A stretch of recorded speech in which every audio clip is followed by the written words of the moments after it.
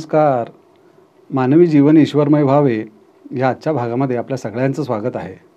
बऱ्याच दिवसाच्या विश्रांतीनंतर आज एक एपिसोड करायला घेतला आहे. एकाने प्रश्न विचारला आहे, सर्वश्रेष्ठ सद्गुरू कोण? हा प्रश्न फार लोकांच्या मनामध्ये असतो की सगळ्यांना वाटत असतं की माझे सद्गुरू श्रेष्ठ आहेत. आपण अज्ञानानं उगीच तुलना करायला जातो. आपल्याला माहिती आहे सद्गुरू ही अवस्था काय आहे. सद्गुरू म्हणजे प्रत्यक्ष परमेश्वराकडून मानव रूपामध्ये जो आपण जीवनचक्रामध्ये अडकलेलो आहोत त्याच्यातून बाहेर काढण्याकरता, ज्ञानी करण्याकरता परमेश्वराची आज्ञा घेऊन ते आलेले असतात. मग त्याच्यात श्रेष्ठ आणि कनिष्ठ असा प्रश्नच येत नाही. काळ जसा बदलत जातो तसं त्यांचा अवतार कार्य हे त्या कालाप्रमाणे होत असतं. त्यामुळे एखादी व्यक्ती एखाद्या सद्गुरूंना मान्यता देते, दुसरी व्यक्ती दुसऱ्या सद्गुरूंना मान्यता देते, परंतु प्रत्यक्षात त्या सद्गुरूंचा कार्यकारण भाव हा एकच असतो, कारण तो ईश्वरीय आहे. आता बऱ्याच वेळेला माझ्या जसं निदर्शनास आलेलं आहे की एकाच घरामध्ये दोन सद्गुरूंची सेवा केली जाते. बायको एका सद्गुरूंची सेवा करते, नवरा एका सद्गुरूंची सेवा करतो. आजोबाजी एका सद्गुरूंना मान्यता देत असतात आणि मुलं नातवंड ही वेगळ्या मार्गामध्ये असतात. आणि नकळतपणे त्यांच्यामध्ये त्यांना कळत नाही, ते कुणाची तरी पूजा करतात, कुणाची तरी सेवा करतात, असं अकारण मनामध्ये एकमेकांच्या विषयी, एकमेकांच्या सद्गुरूंच्या विषयी अनादर व्यक्त करत असतात. हे फार चुकीचं आहे. प्रत्यक्षात सद्गुरू ही अवस्था ईश्वरीय आहे. परमेश्वराच्या आज्ञेनं लोकांना ज्ञानी करण्याकरता ते काहीतरी विषय घेऊन आलेले असतात आणि त्यांच्या कालमर्यादेप्रमाणे, त्या वेळेप्रमाणे, त्या कालानुसार येणं ते काहीतरी साधन सिद्ध करून आपल्याला देत असतात. जसं आता माझे सद्गुरू आहेत वंदनीय दादा, त्यांच्या कार्याला मी जोडला गेलेलो आहे आणि त्यांनी जी काय साधना सिद्ध करून दिलेली आहे ती साधना करून त्या साधनेतले अनुभव हे अनुभवतो आहे. आणि त्यांनी जो काही विषय सांगितला, जे काही तत्त्वज्ञान सांगितलं ते सोपं करून सांगायचा मी प्रयत्न करतो आहे. प्रत्येकाने आपापल्या कालाप्रमाणे, आपापल्या वेळेनुसार त्यांचा जो काही जीवन प्रवास होता त्यावेळेला त्यांनी त्यांच्या यथाशक्ती यथाज्ञानानं लोकांना जागृत करण्याचंच काम केलेलं आहे. आणि एखाद्याला एक मिळाले, एखाद्याला एक दुसरे मिळाले म्हणजे एखादा कमी एखादा अधिक असं होऊच शकत नाही. प्रत्येक सद्गुरूंची इच्छा आपल्या भक्तांनी पुढल्या अवस्थेला जावं, आपल्याबरोबर आपल्यासारखं होऊन यावं हीच असते. आपण अकारण आपल्या अज्ञानानं ते वेगळे, हे वेगळे, आमचे श्रेष्ठ, तुमचे कनिष्ठ असा काहीतरी दुजाभाव निर्माण करतो आणि त्याचा नकळतपणे त्रास हा आपल्यालाच होणार असतो. आपणच आपल्याला नावं ठेवल्यासारखी अशी काहीतरी प्रक्रिया आपण नकळतपणे करत असतो. परमेश्वराकडून ज्ञानप्राप्ती करून घेणं हे प्रत्येकाचं कर्तव्य आहे, साधू संतांनी सांगितलेलं आहे आणि तो कायम प्रयत्न करत असतो. पण आपला कल प्रपंचाकडे अधिक असल्यामुळे ईश्वरी शक्ती, ईश्वरी संदेश हे आपण ऐकून घेण्याच्या मनस्थितीत नसतो. मग ज्यांचे जन्म ईश्वरी संदेशच ऐकणं किंवा ते समजून घेणं आणि ते लोकांच्यापर्यंत पोचवणं ह्याच्याकरता झालेलं आहे, ते तेच कार्य करणार. आणि प्रत्येकाचा वैयक्तिक स्वभाव, वैयक्तिक अनुभव, वैयक्तिक कार्यकारण भाव, सिद्धता, असंख्य वेगवेगळ्या गोष्टी त्यांच्या कार्याशी संबंधित असतात. आणि ते त्या काळाप्रमाणे, आता जसं आपण आता बघतो की वेगवेगळे सद्गुरू वेगवेगळ्या ठिकाणी प्रसिद्ध असतात, पण त्यांचा जर का अभ्यास केला, त्यांनी जे काय मार्गदर्शन केलं, त्यांनी जी काय पोथी लिहिली, त्यांनी जे काय पुराण सांगितलं किंवा त्यांनी ज्या काही सिद्धता केल्या, त्याच्या मागं उद्देश मानवी जीवन ईश्वरमय व्हावे हेच आहे. फक्त काळ बदललेला आहे. आता वंदनीय दादांनी जी काही साधना सिद्ध केली आहे ती आता एकदम लेटेस्ट आहे. 1983 साली साधना सिद्ध झाली. मग त्याच्यात आत्ता जो मनुष्य जन्माला आलेला आहे त्याला कशाची गरज आहे, कारण त्याचे जन्म किती झालेले आहेत.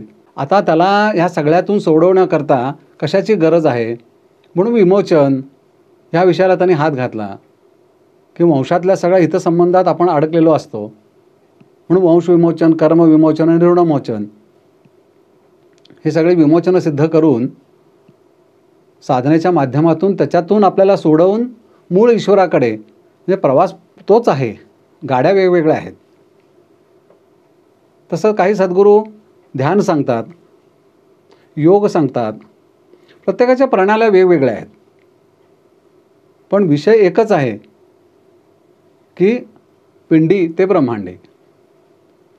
आपल्याला मुक्तावस्थेला जायचं आहे.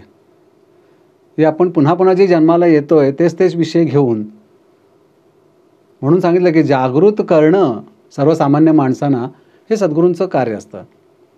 आपण निद्रावस्थेत आहोत, आपल्याला जागृत अवस्थेत आणायचं आहे त्यांना. आपण निद्रावस्थेत आहोत म्हणूनच आपण माझे सद्गुरू श्रेष्ठ, तुझे कनिष्ठ, माझे सद्गुरू सांगतात तेच बरोबर आहे, तुझे सद्गुरू सांगतात ते चुकीचं आहे, अशा काहीतरी अज्ञानानं आपण काहीतरी समजुती करून घेत असतो. प्रत्येकाच्या प्रणाल्या वेगवेगळ्या आहेत. मग आता इथं प्रश्न असा येतो की मग ठराविक लोकांना ठराविक सद्गुरू भेटणं हे असं कसं काय होऊ शकतं? तेही सगळं विधिलिखितच आहे. कारण जसं आपलं कर्म, आपली अवस्था, प्रत्येक मनुष्य स्वतंत्र जन्माला येतो आणि स्वतंत्र मरतो. आपण याच्या अगोदर हा विषय समजून घेतलेला आहे. कोणी सगळे म्हणून एकत्र येत नाहीत.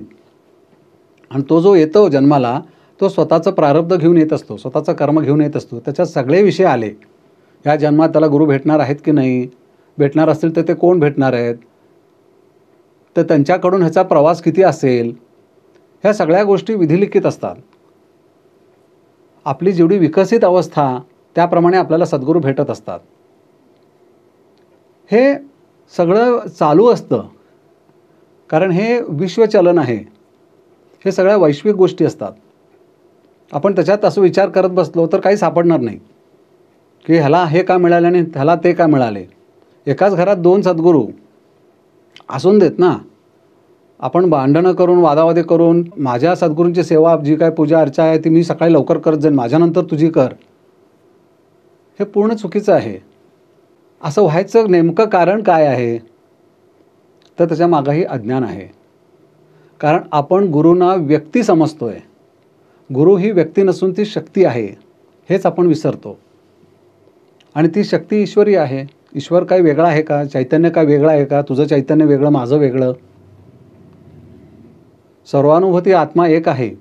सगळीकडे चैतन्य ते एकच आहे आणि तोच परमेश्वर आहे. ते चैतन्य बाकीच्या चैतन्याने, म्हणजे आपल्यामध्ये जे काही चैतन्य आहे, जे ह्या सगळ्या देह ऋणानुबंधात अडकलेलं आहे, त्याच्यातून सोडवण्याकरता वेगवेगळ्या मानवी अवतार रूपामध्ये आपल्याला सोडवण्याकरता ते आलेलं आहे. आकार घ्यावा लागतो. मानवी आकारामध्ये ते आलेले असतात. कारण आपल्याशी संवाद साधायचा असतो आणि आपल्याला ज्ञान करून देतात. कारण जिथून ते आलेले आहेत त्याचं परिपूर्ण ज्ञान त्यांना असतं आणि आपल्याला बिलकुल नसतं. म्हणून आपण असं अज्ञान प्रकट करत असतो की तुझं वेगळं, माझं वेगळं. जन्मकारण परत्वे, आकलन क्षमता परत्वे, दैहिक विकसित अवस्था परत्वे आणि जन्मजन्मांतरातील सद्गुरूंशी असलेला ऋणानुबंध ह्याच्या परत्वे, असे सद्गुरू प्रत्येकांना वेगवेगळे भेटत असतात. त्यांचा गतजन्म, त्यांचा हितसंबंध ऋणानुबंध म्हणून असतो. कुठल्या तरी जन्मात त्या सद्गुरूंची भेट झालेली असती आणि तोच पुन्हा कॅरी फॉरवर्ड होत असतो. सद्गुरू भेट एकदा झाली की ती जन्मोजन्मी असते म्हणतात. सद्गुरू आपल्याला पूर्ण मुक्तावस्थेला आपण जास्तोपर्यंत आपलं बोट सोडत नाहीत, भले किती हे जन्म जाऊन देत. ती शक्ती आहे. आपण ती व्यक्ती अशा स्वरूपात बघतो म्हणून आपला गोंधळ होतो.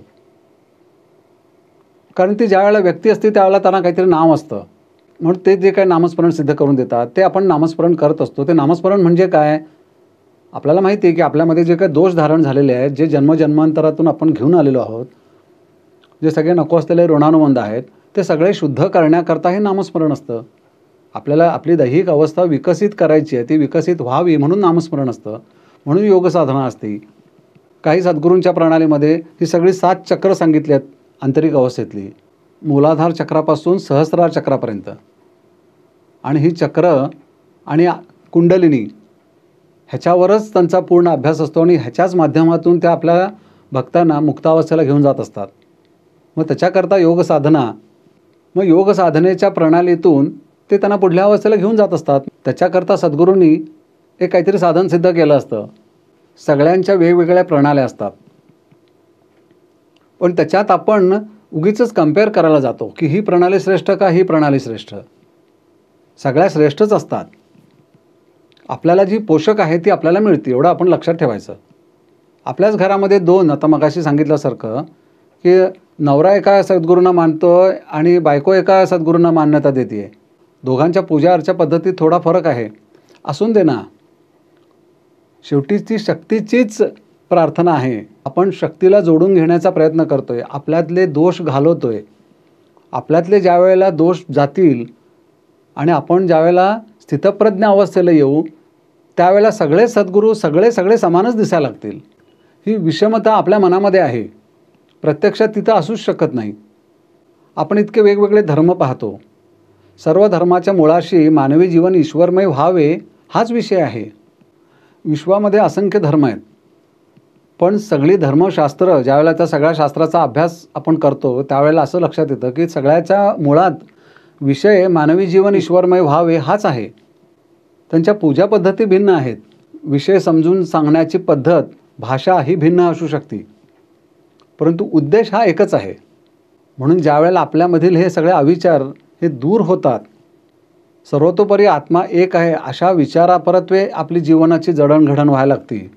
म्हणून आपण आपले सद्गुरू कोणी का असू देत, आपण ज्या वेळेला त्यांना शरण जाऊन त्यांनी सांगितलेली साधन सेवा ही मनापासून करून आपल्या आंतरिक अवस्थेत ज्या वेळेला बदल व्हायला लागतो त्यावेळेला आपला आत्मा आणि देह हे दोन्ही वेगळे आहेत असं आपल्याला कळायला लागतं. आणि आत्मा हा अविमुक्त आहे, त्याला कधीही कुठल्याच बंधनात अडकायचं नाही आहे. आपला कल हा सगळा भौतिक जगाकडे असल्यामुळे आणि भौतिक जगातली जी काही प्रलोभनं आहेत ती आपण विचार आणि मन आणि बुद्धी ह्या माध्यमातून आपण ती अनुभवत असल्यामुळे त्याच्याकडचा ओढा हा जास्ती असतो आणि त्यामुळे आपण त्या सगळ्या विषयात अडकतो. मग आता अजून एक विषय असा येतो की गुरु आणि सद्गुरू ह्याच्यात फरक काय.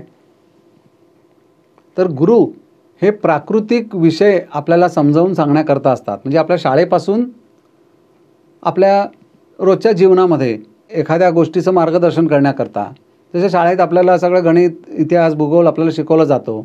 जे का आपण इथं जीवन जगत असतो त्या भौतिक जगाचं ज्ञान व त्याच्यात विज्ञान आलं, शास्त्र आलं, इतिहास, भूगोल, गणित हे सगळे विषय त्या विषयाचं ज्ञान करण्याकरता गुरु हे असतात.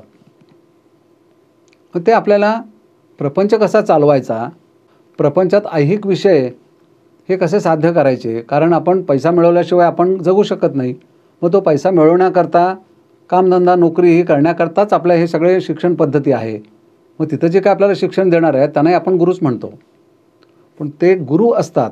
गुरु आणि सद्गुरू ह्याच्यामध्ये फरक आहे. सद्गुरू हे पारमार्थिक म्हणजे आपण जन्ममरणाच्या चक्रातून सोडवण्याकरता, पारमार्थिक उन्नती होण्याकरता, या प्रपंचाच्या विळख्यातून त्याच्या जाळ्यातून आपल्याला सोडवण्याकरता सद्गुरू असतात. आणि गुरु जो काही प्रपंच चालला आहे तो नीटनेटका व्हावा, आपल्याला सगळं सुखशांती समाधान आपल्याला जीवन जगत असताना मिळावं, त्याच्याकरता ज्या गोष्टीची गरज आहे ते आपल्याला देत असतात. मग त्याच्यात एक प्रश्न निर्माण होतो की काही जण फक्त ऐहिक विषय सोडवण्याकरता मार्गदर्शन करत असतात, चमत्कार करून दाखवत असतात. ते फक्त आपल्या ऐहिक विषयासाठीच असतात, कारण जीवनामध्ये समस्या आहेत, त्या समस्या आपल्याला भेडसवत आहेत, ते दुःख नको आहे आपल्याला. त्या दुःखातून सोडवण्याकरता आपल्याला कोणाची तरी मदत लागते, ती मदत ह्यांच्याकडून होत असते.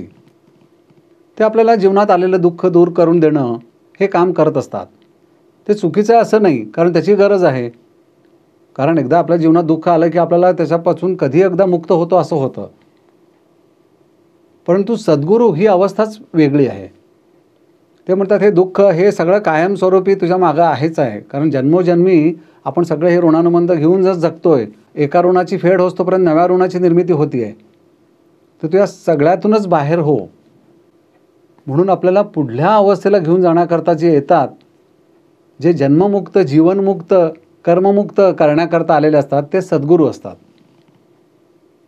ते भौतिक जगातील कुठलीच आमिष आपल्याला दाखवत नाहीत, कारण त्यांचा तो कार्यकारण भावच नसतो. आता दादांसारखे की जेणेकरून सुरुवातीला त्यांनी सर्वसामान्य लोकांना एकदम आध्यात्मिक उन्नती करून देतो, तुझ्या जीवात्म्याला आत्मा ही अवस्था प्राप्त करून देतो म्हटलं तर कोणी येणार नाहीत. म्हणून काहीतरी अडचणी सोडवतो, म्हणून काहीतरी निराकरण देतो, म्हणून तुझी काय समस्या आहे ती सोडवतो म्हणून जवळ ओढण्याकरता. म्हणून त्यांनी उदाहरण सांगितलं की उंदराला पकडायला आपण भजी लावतो पिंजऱ्यामध्ये, मग त्याच्या मागं उद्देश त्या उंदराला भजी खायला घालायची असा नसून त्या उंदराला पकडायचा असा असतो. म्हणून आपल्याला जीवनाचं ज्ञान नाही आहे, आपण जीवन म्हणजे काय हे न कळल्यामुळे आपण अस्वस्थ झालेलो आहोत. म्हणून तुझी समस्या सोडवतो, म्हणून एक निराकरण देतो, म्हणून त्यांनी जवळ घेतलं. आणि एक निराकरण, आता ते शक्तिमान असतात, छोटंसं निराकरण दिलं तरीसुद्धा आपली समस्या दूर होती. परंतु एक समस्या सुटली की दुसरी ही लगेच येणारच असते. म्हणून त्या समस्येच्या मागं न लागता तू स्वतः कोण आहेस हे समजून घे. आणि तुझे किती जन्म झालेले आहेत, ह्या जन्म मरणाच्या फेऱ्यातून तू कधी सुटणार आहेस, मग हे जीवन म्हणजे काय, मग जन्म म्हणजे काय, मग मृत्यूनंतरचे जीवन, असंख्य असे जे काही विषय आहेत त्याचं ज्ञान करून देऊन ह्या सगळ्या विषयातून मुक्त करण्याकरता जो आपला जीवात्मा आहे त्याला आत्मा अवस्था प्राप्त करून द्यायची आणि मग परमात्मा अवस्थेत त्याला विलीन करायचं, त्याच्याशी एकरूप करायचं, हा विषय ते मनात घेऊन त्यांनी साधना सिद्ध करून दिलेली आहे. हे खरे सद्गुरू, म्हणजे असं जे काय पुढल्या अवस्थेला घेऊन जाणारे असतात ते सद्गुरू असतात, की त्यांना इथल्या कुठल्या विषयात त्यांना इंटरेस्ट नसतो, आपल्याला असतो. कारण आपल्याला ह्याच्या पलीकडचं काही डोळ्याला दिसत नाही, आपल्याला त्याची माहितीच नसते. आपण म्हणतो आत्ता मला जीवनात समस्या आहे ती सोडवा अगोदर, मग बरं सोडवतो, कारण ते सुटूनसुद्धा काही उपयोग नाही आहे हे सद्गुरूंना माहिती असतं, आपल्याला माहिती नसतं. कारण आपण ज्या सुखाच्या मागं लागलेलो आहोत ते क्षणिक आहे ह्याची जाणीव आपल्याला नसते. म्हणून आपण जन्मल्यापासून बघतो की नाही, आपण जन्मल्यापासून किती अपेक्षा ठेवल्या जीवनाबद्दल, काय काय मिळवायचा प्रयत्न केला आणि ते मिळवल्यानंतर किती समाधानी झालो, आपणच आपल्याला विचारायचा प्रश्न आहे. लहान असताना आपल्याला माहिती आहे, ज्या वेळेला मला सायकल चालवायला लागली त्यावेळेला मला सायकल पाहिजे. मग सायकल घेतली, मग ती चालवायला यायला लागलं, लक्षात आलं की ती त्यावेळेला लुना आणि सुएगा अशा छोट्या गाड्या आल्या होत्या पेट्रोलवर चालणाऱ्या, मग ती पाहिजे असं वाटायला लागलं, मग ती घेतली. सायकल मिळावी म्हणून जी काही तीव्र इच्छा होती ती क्षणिकच निघाली. त्याच्यानंतर ती लुना सुएगा असं करत करत जो प्रवास आहे, जे आपल्याकडे नाही आहे ते पाहिजे. ज्या काही इच्छा वासना होत आहेत त्या जरी पूर्ण झाल्या तरी त्या क्षणिकच आहेत, त्याच्यातून सुखशांती समाधान, निरंतर स्वरूपाचं सुखशांती समाधानही मिळणार नाही. हे त्यावेळेला कळत नाही ज्या वेळेला मनामध्ये त्याची इच्छा निर्माण होते. ते मिळाल्यानंतर लक्षात येतं थोड्या दिवसांनी की त्याच्यात काही रस नाही आहे. प्रत्यक्षामध्ये एखाद्या गोष्टीत रस असणं आणि नसणं ही सगळी आंतरिक अवस्था आहे. आपण म्हणतो एखाद्या व्यक्तीला एखाद्या गोष्टीत खूप रस आहे, तर रस त्या गोष्टीत नसून ह्याच्याच आंतरिक अवस्थेमध्ये असतो. म्हणजे आपल्याच आंतरिक अवस्थेमध्ये कुठला तरी एक रस असतो की आपल्याला ती गोष्ट मिळावी, परंतु त्याचा उपयोग हा खूपच क्षणिक होऊन बसतो. शेवटी माणसाला सुखशांती समाधान पाहिजे आणि ते निरंतर राहावं, पण ते का राहत नाही आहे?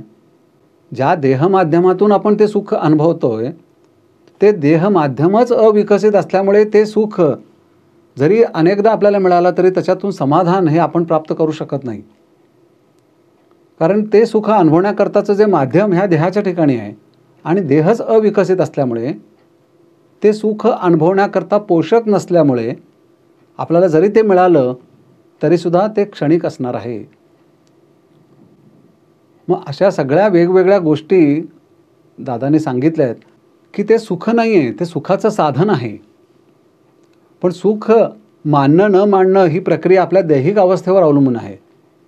ज्या वेळेला दैहिक अवस्था विकसित व्हायला लागते, म्हणजे जो काही स्थूल देह आहे त्याच्यातून आपली सूक्ष्माकडे वाटचाल व्हायला लागते, आपली जी काही जड बुद्धी आहे ती एका लिमिटपर्यंतच कार्य करते. त्यामुळे भौतिक जगाचं ज्ञान करून घेणं ह्याच्या पलीकडे त्या बुद्धीला काही काम नसतं किंवा त्याचा आपण वापर करू शकत नाही.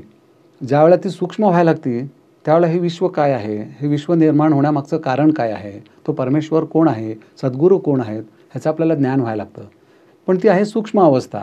मग त्या सूक्ष्म अवस्थेकडे जाण्याकरता त्या कालपरत्वे तोच परमेश्वर सद्गुरूंच्या माध्यमातून आपल्याला ज्ञान करून देण्याकरता, आपल्यामध्ये जागृती निर्माण करण्याकरता प्रयत्न करत असतात.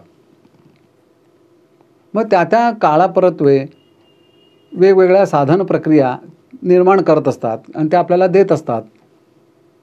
म्हणून त्याच्यात आपण एखादं साधन श्रेष्ठ, एखादं कनिष्ठ, किंवा ते केल्यामुळे हे होतं, हे केल्यामुळे ते होतं, हे आपल्या सगळ्या मानसिक अवस्था असतात. प्रत्येकाचा मूळ विषय हा ईश्वराकडे जाण्याचाच असतो. त्यामुळे बऱ्याचदा काय होतं, आता माझं चॅनल पाहणारे सुद्धा काही लोक मला फोन करत असतात की त्यात काही जणांच्या बोलण्यावरून माझ्या असं लक्षात आलं की एकाच घरामध्ये 2 सद्गुरूंची प्रार्थना, पूजा, साधना हे चालू आहे, पण त्यांच्यामध्ये अकारण एकमेकांच्या विषयी एक काहीतरी मनामध्ये एक वेगळेपण, की तुझं वेगळं आहे, माझं वेगळं आहे, असं काहीतरी निर्माण होतं आहे. त्याच्यामुळे त्यांना त्रास होतो आहे. पण कृपा करून असं कधी करू नका, कारण सद्गुरू हे शेवटी सारखेच, कारण सद्गुरू ही शक्ती आहे, ती व्यक्ती नाही आहे. मग त्या शक्तीचा आपण नकळतपणे अवमान केल्यासारखं होतो की माझा श्रेष्ठ आहे, तुझा कनिष्ठ आहे. ह्याला काही अर्थ नाही आहे, कारण हा विचारच मुळामध्ये आपल्याला अज्ञानाकडे घेऊन जातो. आता एखाद्या व्यक्तीला एखादा सद्गुरू पोषक आहे, एखाद्याला दुसरा आहे. जसं प्रत्येकाच्या आवडीनिवडी भिन्न असतात, तसं प्रत्येकाच्या जन्म प्रवृत्तीप्रमाणे त्यांना मिळणारे सद्गुरू हे सुद्धा भिन्न असू शकतात. आपण जसं व्यक्ती तितक्या प्रकृती म्हणतो की नाही, प्रत्येकाची आवड निवड ही भिन्न आहे. तसं ते सद्गुरू त्यांच्या जन्म प्रवृत्तीप्रमाणे, त्यांच्या अवस्थेप्रमाणे त्यांना मार्गदर्शन करण्याकरता आलेले असतात आणि त्यांच्या मार्गदर्शनाप्रमाणे त्यांच्याशी एकरूप होणं हे आपलं कर्तव्य असतं. तसं मी मगाशी म्हणालो की मला हे ऐकून वाईट वाटलं की ते अस्वस्थ झाले होते की बघा हो, आमच्या मार्गात हे येत नाही आहेत. आधी एकांचा फोन आला की हे आमच्या मार्गात येत नाही आहेत, नंतर त्यांचा फोन आला की हे आमच्या मार्गात येत नाही आहेत. असं नसतं. असं कृपा करून म्हणू नका, असं करू नका. कारण शेवटी सगळ्यांना एकाच ठिकाणी जायचं आहे. आपल्या अशा विचारांनी सद्गुरूंना किती वाईट वाटत असेल असा आपण विचार करायला पाहिजे. आपण सगळी त्या परमेश्वराचीच लेकरं आहोत. आपण वेगवेगळी कशी असू शकतो, मग तसे आपले सद्गुरू वेगवेगळे कसे असू शकतात? सगळे एकच आहेत. माझ्या घरातली हवा वेगळी, तुझ्या घरातली हवा वेगळी असे असू शकते का? किंवा माझ्या घरात येणारा सूर्यप्रकाश आणि तुझ्या घरातला येणारा प्रकाश हा वेगवेगळा असू शकतो का? ही भिन्नता आपल्या विचाराची आहे, आपल्या अज्ञानाची असते. सद्गुरू हे नेहमी एक समानच असतात. त्यांचा कार्यकारणभाव हा सारखाच असतो. फक्त ईश्वराविषयी तत्त्वज्ञान सांगण्याची पद्धत ही भिन्न असते आणि साधनसिद्धता ही भिन्न असते. आपण त्याच्यामध्ये कन्फ्युजन करून घेतो. माझे एक गुरुबंधू आहेत, ते नेहमी सांगतात की जसं 1ली पासून 10वीपर्यंत हे वर्ग आहेत आणि प्रत्येक वर्गात वेगवेगळे शिक्षक असतात. त्या विद्यार्थ्यांना शिकवायला ते शिक्षक असतात. ह्याचा अर्थ शिक्षण हे भिन्न आहे का? नाही, शिक्षण हे सारखंच आहे. पण त्यांच्या प्रवृत्तीप्रमाणे, त्यांच्या आकलन शक्तीप्रमाणे, त्यांच्या कलाप्रमाणे, त्यांच्या बौद्धिक पातळीप्रमाणे ते वेगवेगळ्या ठिकाणी, वेगवेगळ्या शाळेमध्ये, वेगवेगळ्या वर्गात शिकत असतात. पण शिक्षण घेणं हे चालूच असतं. म्हणून शिक्षक हा वेगवेगळा असू शकत नाही. म्हणजे तो 10वीला शिकवतो तो श्रेष्ठ शिक्षक आणि 1ली-2रीला शिकवतो तो कनिष्ठ, असा होऊ शकतो का? नाही होऊ शकत. तोही शिक्षकच आहे. तसंच सद्गुरू हे प्रत्येकाच्या जीवनात हे भिन्न भिन्न पातळीवर येत असतात. आपल्या वैयक्तिक जन्म प्रवृत्तीप्रमाणे आपल्याला ते मिळत असतात. म्हणून ह्यांच्यात काही भिन्नता मानणं हे चुकीचं आहे. तर प्रत्येकाने आपापल्या सद्गुरूंना शरण जाणं आणि सद्गुरूंनी जे सांगितलं आहे ते समजून घेणं आणि त्याप्रमाणे आचरण ठेवणं आणि त्या सद्गुरूंशी एकरूप होणं हे सगळ्यात महत्त्वाचं आहे. आणि तिकडंच दुर्लक्ष होतं आहे असं लक्षात येतं. तुझा श्रेष्ठ का हा माझा श्रेष्ठ, ह्याच्यापेक्षा आपण किती सद्गुरूंना जोडलं गेलो आहोत हे महत्त्वाचं आहे. आणि एकदा आपण सद्गुरूंना जोडलं गेलो की कोणी भिन्न नाही असं लक्षात येतं. त्यावेळेला हा प्रश्नच निर्माण होत नाही की तुझे श्रेष्ठ का माझे श्रेष्ठ, कारण आपण त्यांच्याशी जोडले घेऊन त्यांच्याशी एकरूप झालेलो असतो. त्यामुळे आपल्याला आता हे लक्षात आलं की गुरु आणि सद्गुरू ह्याच्यातला फरक, आणि सद्गुरू हे तुझे श्रेष्ठ माझे श्रेष्ठ असं काही नसून सगळे सर्वव्यापी ईश्वर हा एकच आहे. आणि तो वेगवेगळ्या ठिकाणी जन्माला आलेल्या व्यक्तींचं कल्याण करण्याकरता त्यांच्यामध्ये त्यांच्यासारखं मानवी रूप धारण करून, त्यांना ज्ञानी करून, त्यांना मुक्तावस्थेला घेऊन जाण्याचं कार्य परमेश्वर सद्गुरूंच्या माध्यमातून करत असतो. एवढं आपण समजून घेऊया आणि आजचा आपण हा विषय इथं संपवूया. नमस्कार.